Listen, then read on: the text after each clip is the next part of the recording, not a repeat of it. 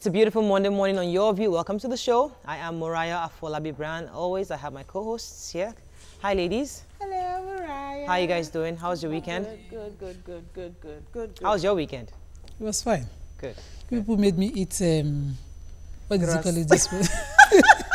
It's called salad. Thanks, Juma, for whatever it was straight to my system, so I'm still... Is it detoxifying now? Yes, it's good for, you now. Cleansing your system. You are cleansing the system. So it's Political Monday, and after seeing what happened in Minna over the weekend with 23 at least jets landing in Minna, and then after seeing... Was that true? Yes. I was really wondering, it was just rumor. And then after seeing how much the National Assembly budgeted for themselves, 125 billion, when education is 55, health 56 billion, 400 people. I'm not saying to myself, I have no political ambition, but I'm ready to serve in the terms of gathering Nigerian youth together. Let's come together, not as a political party, but Nigerian youth movement. Okay.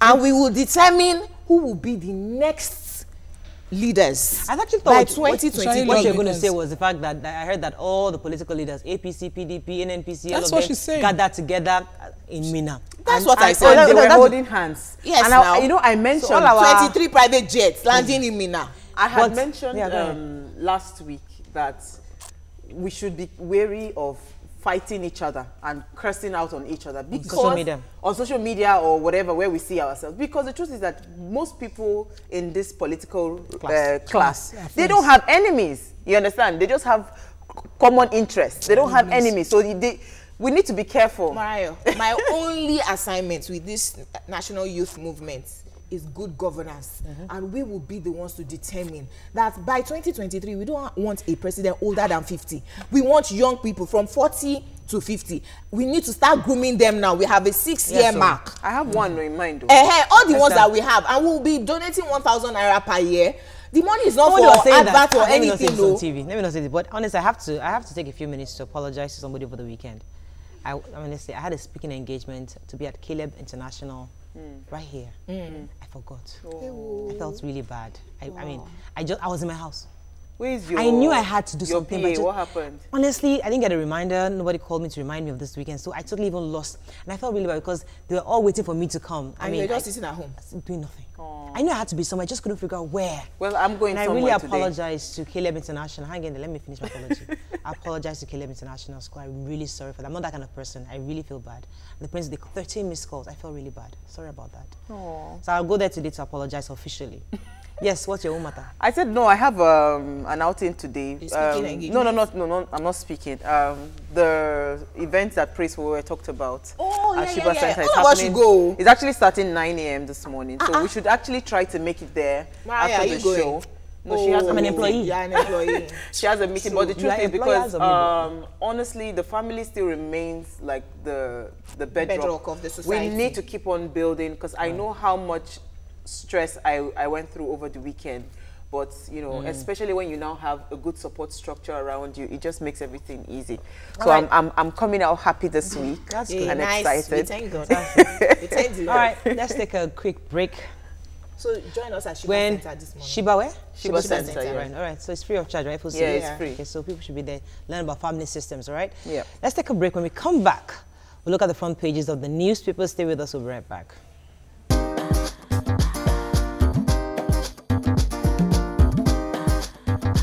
Stay tuned. Your View will be right back.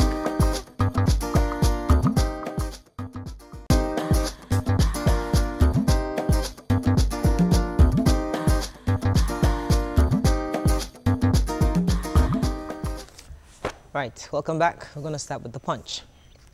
Freed girls to meet parents Friday. Suspected girl bomber recounts ordeal. They said, since I have refused to get married, I should be taken to Maiduguri for suicide mission.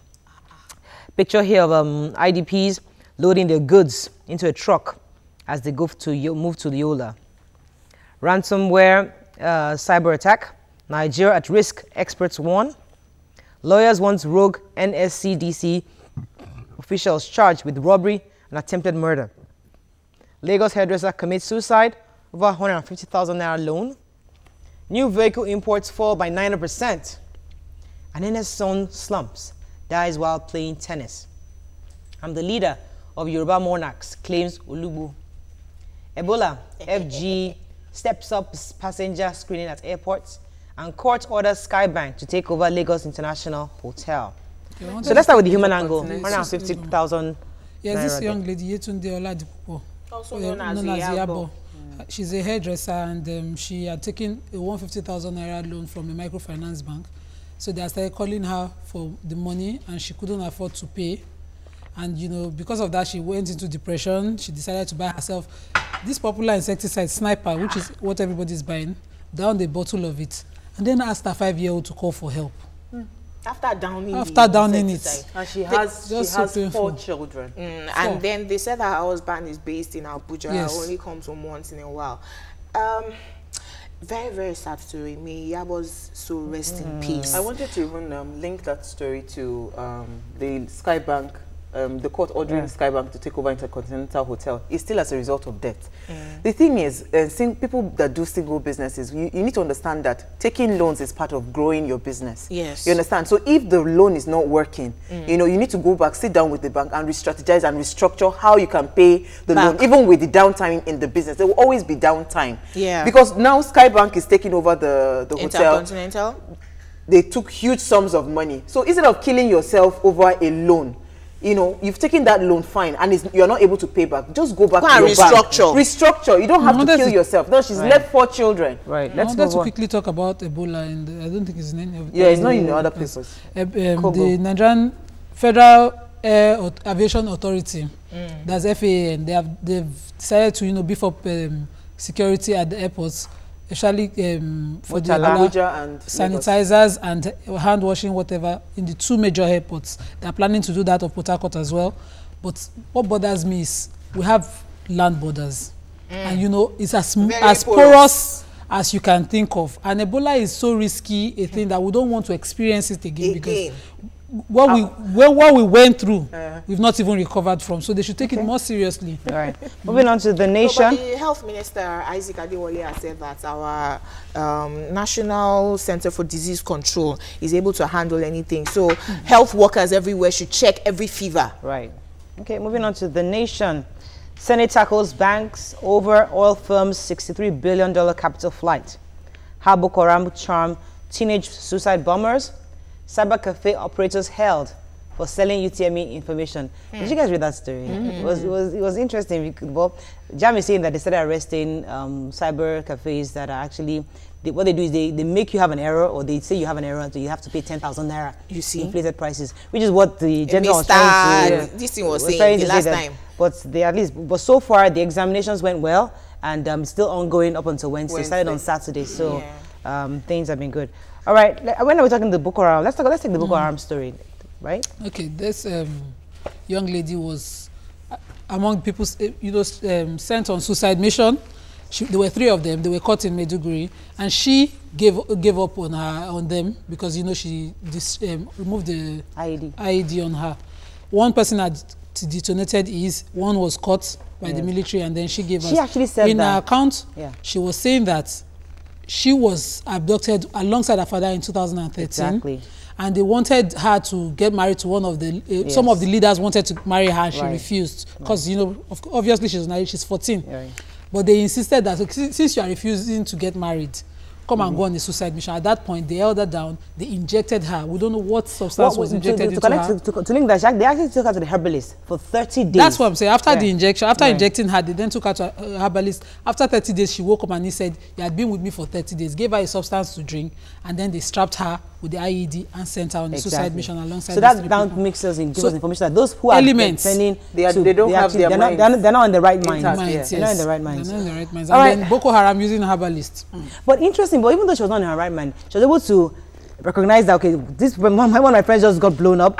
I am going to remove my IED. And as soon as she removed it, the soldiers came and just grabbed her. We had to quickly mention that 3 suicide bombers detonated their own bombs in Unimaid over the weekend, killing a security official. May his soul rest in peace. I just remembered something that, but let's not go there. Vanguard. Oil majors, banks face probe over $60 billion capital flight. Why I was sent on suicide mission by 14-year-old girl. We talked about that. Herdsmen invade mosque in Niger and kill 20. Niger State, kill 21. I don't want to be Biafran president, says Kanu. Tunanene's son, Eugene, slums and dies. And how Buhari ensured Osinbajo acted as president. So sad story. Eugene. Yeah. He went out playing tennis. Lawn tennis. Tennis and at where was it? Lagos Country Club. Lagos Country Club, and they rushed him down to St. Nicholas. By the time they got to the hospital, they found out that he was dead. The friends tried to resuscitate him using the CPR, but they were not able to do that.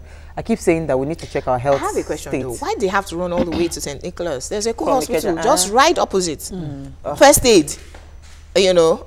Or they should have just called the emergency 767, the one here by motorway. We usually have them there, on the road. You know, Maybe just just check our rest in so perfect peace. Just check our health Who read status. the Kano story? Everybody read the Biafra story? No. Okay. All right.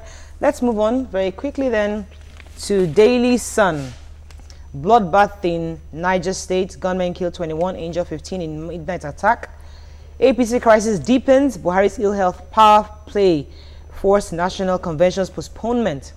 Court orders Senator Uba to pay 50 million naira over unpaid loan. Confession of suicide bomber. And banks face probe over non-remittance of by IOCs. And Obiano running state through institutions. Okay, who has the Niger State story? I do.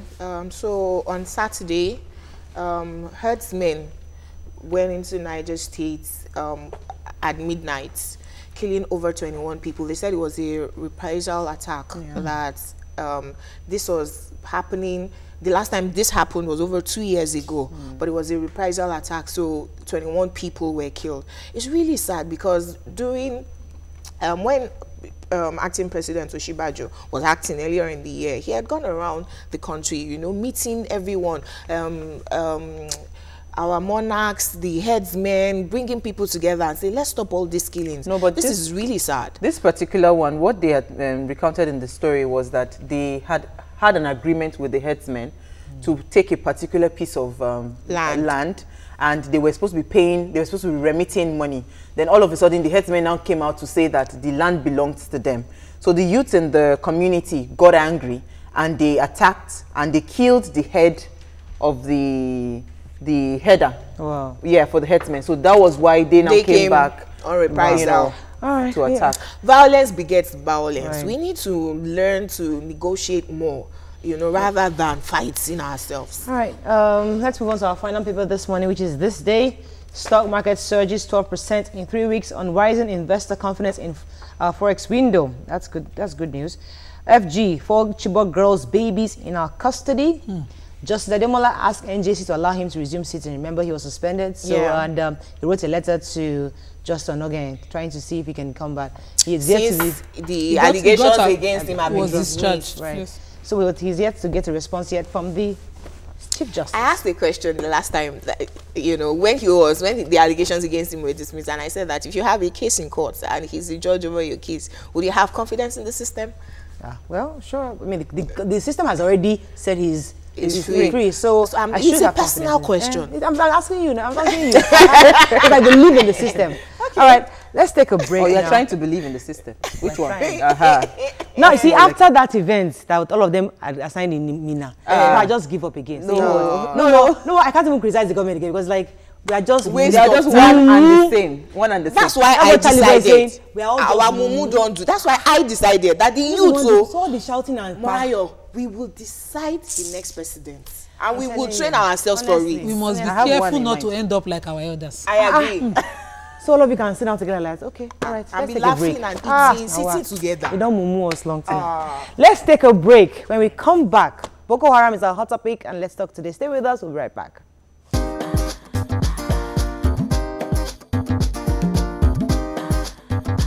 Stay tuned.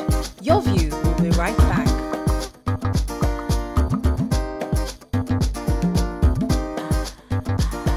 Welcome back to Your View.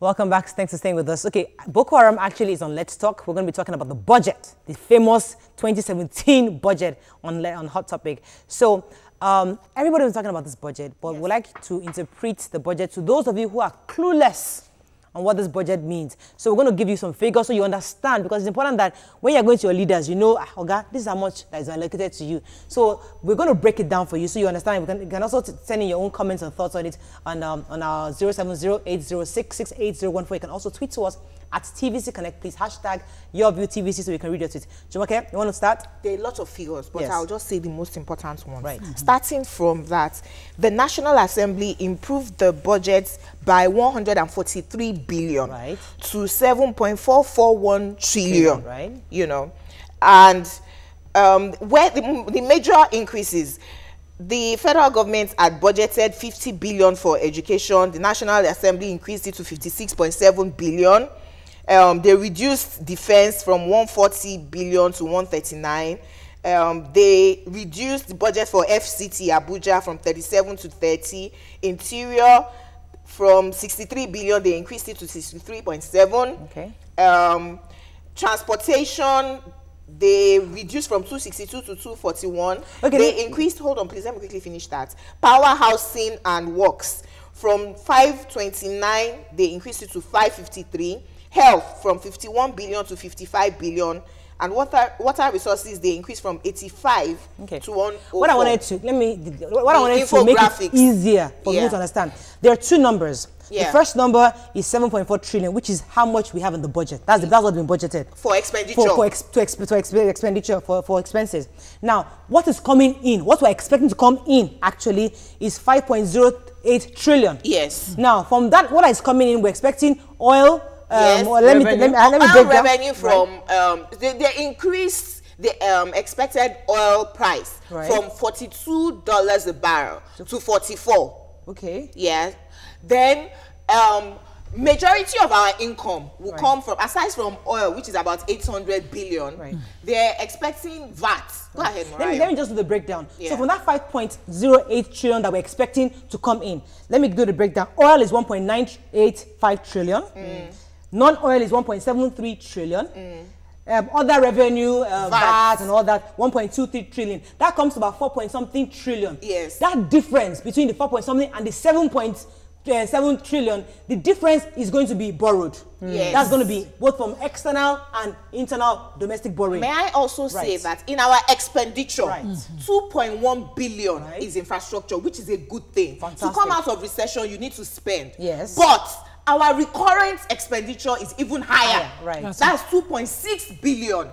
Also, in this 7 trillion budget, there is a debt servicing of 1.6 trillion. That's a huge sum. So it's almost seeming like the difference you are going to be borrowing for your expenditure, you are going to be using it to pay debt. Well, really, but there's everybody owes. Everybody do it. I mean, it is you cannot run a government without Jumoke, please take the recurrent again. How much did you call it? The recurrent 2.6. Thank you. And my only concern, because this is the budget of recovery. Yes. My only concern is the 125 billion naira budgeted for the National Assembly. 400 people. Because we are talking about recurrent being too much. Yes. We know we have to pay workers' salary. We are already owing workers. The people that we do not owe and that we are overpaying are this set of people in the National Assembly. Yes. Now, if you divide 125 billion naira, each senator goes on with about 171 million per annum. No, that's not what it says. That's what it says. Do your maths. Okay, according to the 125 according to my calculator. But doesn't mean that all is going to their salary. No, it's not. That salaries plus allowances all together. Morayo. No, wait. It's even worse. There's some office expenses about 100 million. There's 7 billion for I'm cars. Coming there. There's 13 billion for travel. I'm coming there. A member of the House of Representatives, Nicholas Osai, representing Delta, is from the PDP, has said that this amount of money is inadequate, and for them to carry out their job effectively and efficiently, they need even more. How many times have the people in the Ministry of the Doctors Association and come out to say that this amount of money being budgeted to us is not adequate, it's inefficient, and they've increased theirs? In fairness, Wait. The Ministry of Interior, which calculate all the budgets of all these, and the Ministry of Health, they have 398 billion for the interior. Health has 252 billion. So the doctors can also they're not get salaries. They are going on That's strike. all on recurrent. They are going on strike. Ministry of Defense has 325, and Education has 398 billion. So when it comes to salaries, they don't have issues. But let me take this call and I come to UA. But they are only salaries. Kolawole, are you there? Is it? Oh, I'm so sorry, Murayo. UA, you've been hearing all these figures, and what are your thoughts on this matter? The figures are scary. They're making me jump up and down. But honestly speaking, I'd mentioned, I think, on Friday, and I think I want to bring it back again.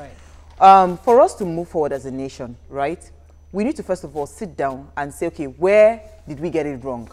And I think over the years, continuously on this, our budget, even this money that has been earmarked and allocated for certain bodies, how effective are they being used in those departments? Hold on, because it is okay for us to just mention, okay, this goes to this goes to that. Do you know that even if they say that they are allocating just 30 billion, right, you know, to the education ministry, and every penny of that money goes into the education ministry and is properly utilized, you know how much transformation you will see the difference. So my own appeal with whatever it is that we're going, if we say we truly want to revamp this economy, want to transform this economy, let us follow through every penny. Okay, it's not for lack of sitting down that we have not moved forward. Yes. It is for lack of sincerity that we have not moved accountability. Forward. Let's look at all these sectors. I mean, I just want to pick only health, for instance. Right. Only health, for instance, now. Right. Nigerians knew that, you know, we had wastage in the wrong sectors. That's why we voted for this change. Yes. Nigerians were more than aware that, you know, we needed drastic measures. That's why we voted for this change. We cannot continue to have this set of people in the National Assembly. Okay. And, you know, they are not let me tell Mustafa that I'll give a figure that was bizarre to me. Mustafa, are you still there? What's going on with that? Okay, this is what I looked at. From the capital, what we're going to expect for education is 50 billion. Yes. That's what the ministry is getting. No, but they've increased it to 55 now. 55 billion, right? Now, but for the recurrent salaries, guess what? Same ministry, 398 billion. Hold on, Murayo, hold on. I've always said it. So you pay Murayo 70 naira to do work of 25 naira. That's what we do. So my own solution, I'm not come here just to come and talk. My solution is, first and foremost, we need to sack some people. How? Wait now, they're here now. Every officer has somebody making tea for them. They are wasting their brains making tea. Because listen, the military boys in those days, they were just creating employment. Let's share the money. There are many people wasting their skills and talent. Hold on now. They're buying cars again. They bought cars last year. What we need is buses. So rather than have 400 drivers, maybe you need only 10 drivers. Then our National Assembly, their own salary, reduce it to 250,000 naira per person. Okay, let me take this call from Lekki. Put the excess in health. Thanks for calling. Are you there? We have state government. Hang in there, hang in there. Let me network. I wanted to add that there are people also helping them to buy newspaper and read the newspaper on their behalf. You know, there is an overbloated system. I think the Ministry of Finance has told us repeatedly that they're actually pulling out the ghost workers, and those we're not talking of ghost workers. That inclusive of this ones that are working. Yes, that are not wasting their time. If they have something that they are investing 50-something billion into, and you're earning, I mean, you're going to pay salary. Just check if it were your business, your own personal, your private business. I'm investing 50 billion in my business. Should my salary go beyond ×3 of it? Like, is it ×3? It's almost like ×5 of it. Let's even go to the doesn't make sense. So how are we ever going to save money as a country? Let's look at the good side. The good side is that, for example, power gets 529 billion. So hopefully more electricity. What happened to the budget of last year? 2016 budget, power, housing and works had over 400 billion. There was no money to fund the budget. Remember, there was no money. So where are they going to get this money? They're going to borrow. They're going to borrow. Oh my God. So you have a house, and your earning is 100,000, and you are budgeting to spend 500,000. Does it make any kind of sense? Well, at least our capital is higher, and we hope that we get more capital that you have to go and borrow. Yes, we are a praying nation. Borrows to build stuff. We are a praying nation, so I want to pray that the consequences of our action does not come to us unawares. So Ebola has come back. We had meningitis in the north now, over 1,000 cases, and we do not know that is the Ministry of Health that should be getting the bulk of the money. Other climes that wants growth and progress in their countries. They put a premium on health and education. Listen, they put it's not all gloomy, guys. No, let's not make it all gloomy. It's not all gloomy. There are your 125 billion. This is the highest capital ever in the history of our budget. Last year was the same. And we're happy that hopefully that even the health sector is getting more. What's the defense 140 billion? Nigeria 33 billion. May I bust your bubble? Yes. It is higher in naira. It is less in dollars. It's because of the exchange rate that it is seeming high. Okay, can we be optimistic about this? That hopefully the that optimism that I'm looking for. The first thing, Saraki opened the National Assembly budget for the first time in 8 years. So that's a good thing. I'd like to quickly take tweets. Let's not be only our views. Engineer says it is obvious that the crop of leaders we have now are not solutions to our problems. Don Pazzi says, how effective will it be? Hope they will not loot the budget. Recession, they are all driving G-Wagon. Niger. All right, we have to round up on this, but I think that's pretty much our understanding of the budget. But now we'll bring back an expert, somebody, an economist, to come and help us understand, okay, this one that you break it down to us, how can we ensure this is properly implemented and that so that the people hold them accountable. Also hold them accountable, and that it works for the populace, not for the leaders. So it shows that you read the budget. I read you. Let's take a break. When we come back, this swap deal about Boko Haram with the Chibok girls is stirring up a lot of conversation online. Let's hear your thoughts on it. We have a guest also to educate us more on this swap deal. Stay with us. We'll be right back.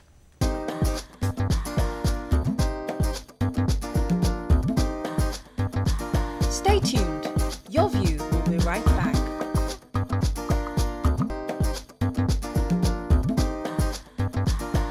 Welcome back to Your View.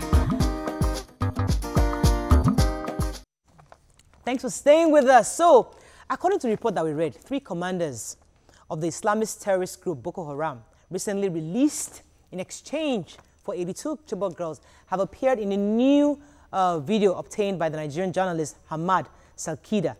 In the video, one of the commanders, Shaibu Moni, threatened to bomb Nigeria's federal capital territory, Abuja, in due course.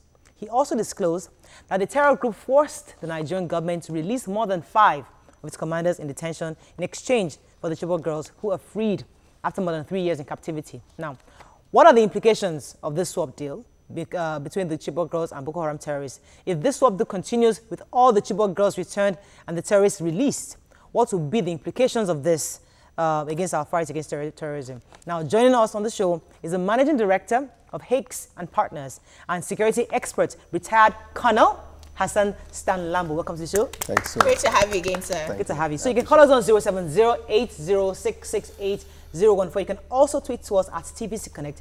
Please hashtag YourViewTVC so we can read your tweets.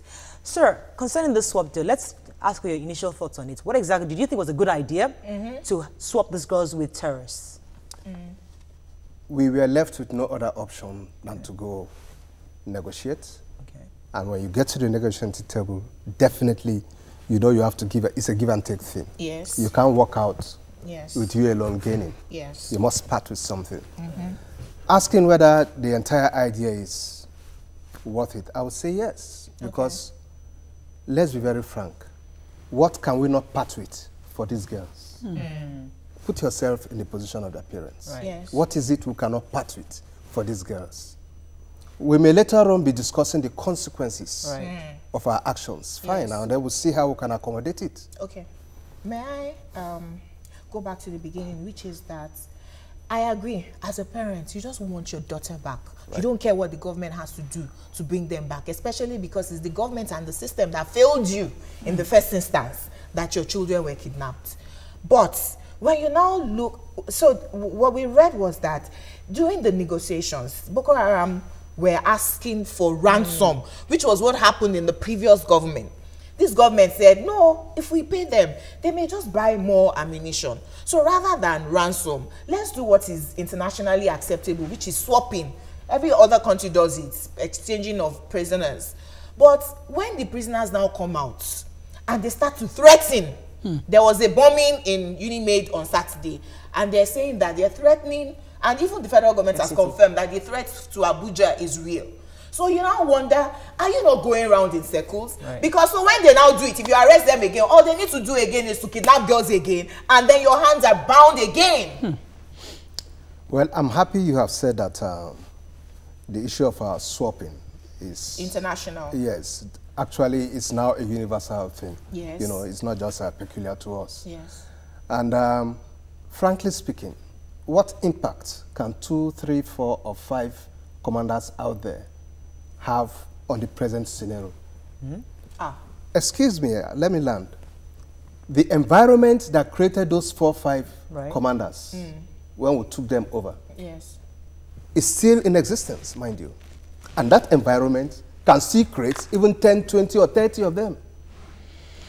Let us not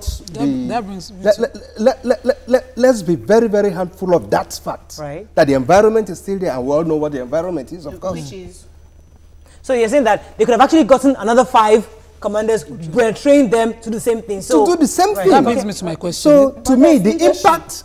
There's leadership. If you have released their leaders, the people who were the ones in charge already. The question I wanted to ask as a follow-up, sorry Nima, with Jumoke's question, because if they asked for money initially, don't you think that these people that they release to them, they are not useful to them, really? But they're the ones. That's what I'm asking, because it means that if they really asked for money from the government. What I think he's saying, let me go, hang in. What I think he's saying is that Boko Haram is not so much about the person of the commanders; it's about the ideology. Yes. So anybody could be raised.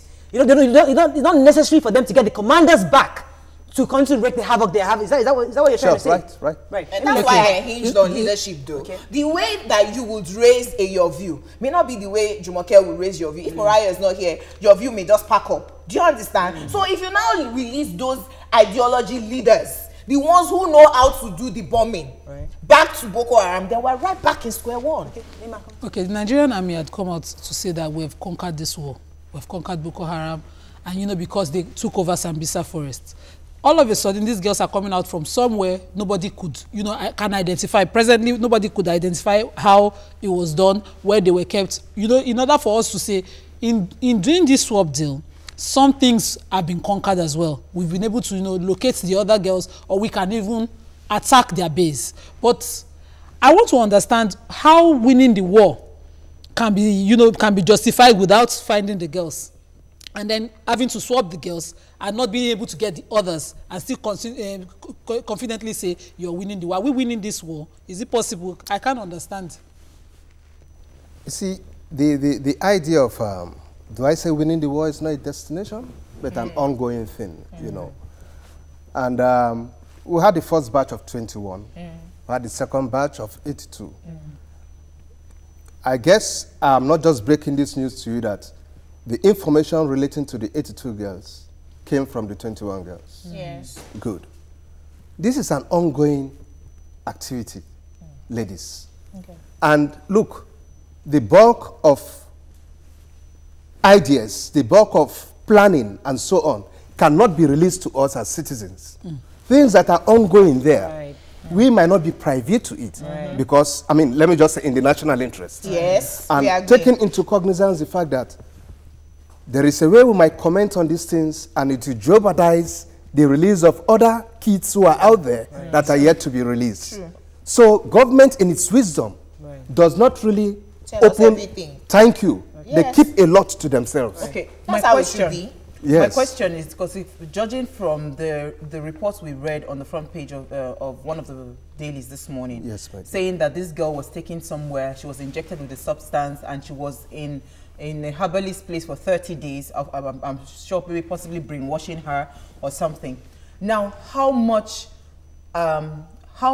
trust can we place on even the girls that are returned? That we're not sure of how much impact they have. I mean, their minds have been changed or brainwashed towards maybe reintegrating into society, only to become, you know, informants or something, or advocates for Boko Haram. In that case, like, what are we supposed to do, you know, with the girls? Because I believe that this should, you know, be kept somewhere and watched or something. Debriefed. Thank you so much. Very good question. Having received these girls, I expect the 3 R's to come into play: rehabilitation, reunion, and reinsertion, you know, into the society. In the course of rehabilitation, I expect our de-radicalization program to come into place. Okay. The de-radicalization program should start with the medical profile. Haven't just received them. We must check their medical state. Some are pregnant, some have STDs, and so on. We must sort all this out and begin to give them serious medical attention. We must not forget that we want to bring them back to life. Yes. So everything we need to do will have to take place under that rehabilitation. Maybe that's why these 21 girls are all yet to be reconciled with their family even till now. Let me take this call from Katsina. Abdul Kabar, are you there? Thanks for calling. Good morning. My name is Abdul Kabar. Go ahead, please. Well, my contribution this morning is I don't know how bizarre and outful thought my this be. The thing is, how can we just drop children, collect another 82, not knowing where they are coming from? The Mokela, right? How can somebody just come out from thin air and you tell me that it was a swap? Which means either the government knows the capacity, that's one, or they are trying to hide something from us. I don't know whether my contribution is making any sense. Yes, it is. I didn't get that. His question was like, how do we swap children not knowing where they're coming from? But, well, the Red Cross and the negotiators were the one that were the mediators between us and the Boko Haram, and they actually handled this negotiation for what. Can I just come in there? Yes, sir. We, the public, might not know where they are coming from. Right. Okay. Those who, or the platforms we use, ICRC and the Swiss government, and of course, our own Nigerian negotiators, know where they are coming from. But like I did say the other time, they won't tell us everything. All we want is our girls, and we've seen them. Can we just forget the rest stories? Can we trust the government to actually ensure that these new threats can be subdued? You know, now the threat saying of FCT, because that's a real concern. But let me let you answer that question after this break. Okay. Stay with us, we'll be right back.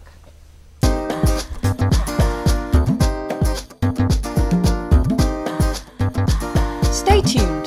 Your View will be right back. Welcome back to Your View.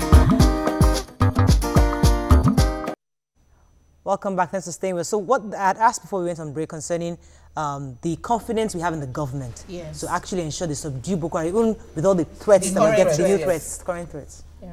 Ladies, I want us to understand that, look, we have an armed forces that can really do us proud.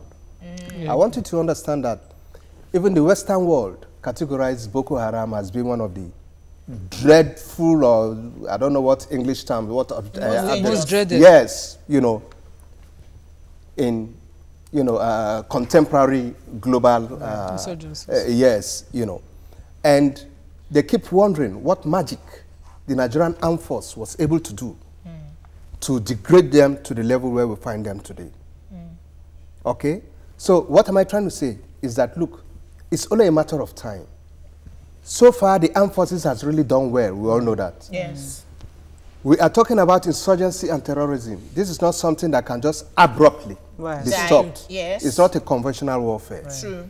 Gradually, all these bombings and so on will be weighing down.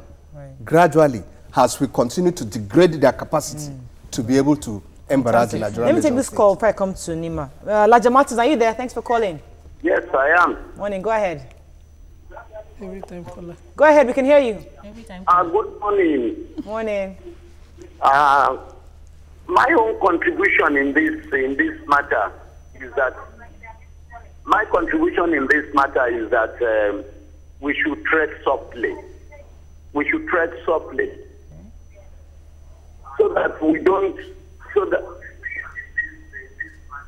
He's delayed. He needs to. Elijah, you need to put off your TV set because he's listening to himself on TV. Oh, he's out. Yes, Nima. Okay, I was going to say this. This morning in the papers we read about the use of drugs by this insurgents, and it makes me wonder if we had a tight system where in our drug fight, a tight system around the areas where Boko Haram's presence is strong. Can we, at least use the fight of against drugs to win this war? Because the girls in the story said they had to drug them to get them to go and carry out the suicide bombing. And one of the major warfare that Boko Haram has used over the years is suicide attacks. Yes. So how can we use this fight against drugs stifling their access to drugs around the border areas or the areas where they are most predominant. Are they conventional drugs or juju? I guess we all know how porous our borders are. Between Damaturu alone to, is it Bama also, we have about 1,052 borders. Footpaths leading right to the Maghreb. That's Northern Africa. Okay? Leading right to the Maghreb. So with this type of porous situation, how do you man your borders? You want to put every immigration or custom man at every footpath? These are the issues. To stay there now. They prefer to be at the airport. These are the issues. So we have to apply technology as far as I'm concerned. Okay. I want to talk about, because funding. We know that, terrorism, for it to grow very big, there has to be, huge funds injected into it. And we know that a lot of people actually benefited from Boko Haram. So how do we now probably follow the channel, money? Yes, and channel towards catching, those people through, possibly tracing the money or something? TSA, BVN. How do we do that outside TSA and BVN? Is there another intelligence path that we can take to actually trace this, Boko Haram and fight it through funding? Since they are using cash. Yes. That's the funding of Boko Haram. Yes. Well, we can only use, the CVM could advise us more. We can only use the instruments we have at our disposal. Maybe the BVN, like you said, and so on. Except it, because otherwise, maybe they might be keeping this money at home or stashing them in a sock-away pit. But they must get it from somewhere, Sha. Okay, of course. Beat says, my question for the guests, what are Boko Haram men really fighting for? Can the government find the sponsors of these men?